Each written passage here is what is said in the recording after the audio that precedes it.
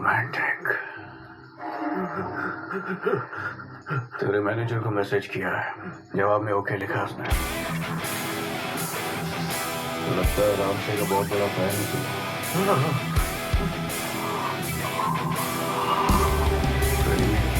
Film में अच्छी लगती है, असली जिंदगी में नहीं। बच्चे बिगड़े तो समझ में आता है, तू कैसे बिगड़ गया? मैं मुझे जाते दो।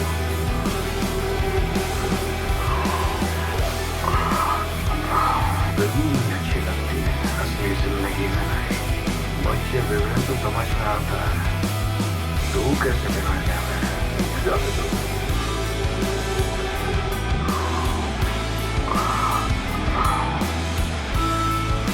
वो ये सब दिखा के मनोरंजन करता है, लोगों का स्ट्रेस कम करता है।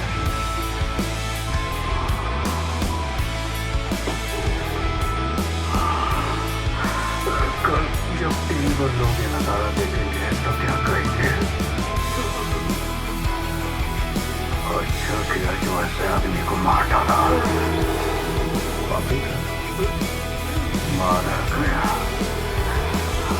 उसकी फिल्मों करना पड़ेगा।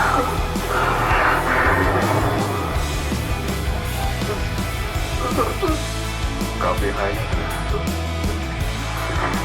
दवाई चालू करिए।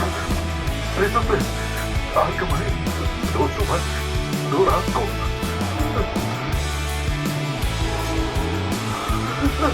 मेरे पास सबसे अच्छा इलाज है,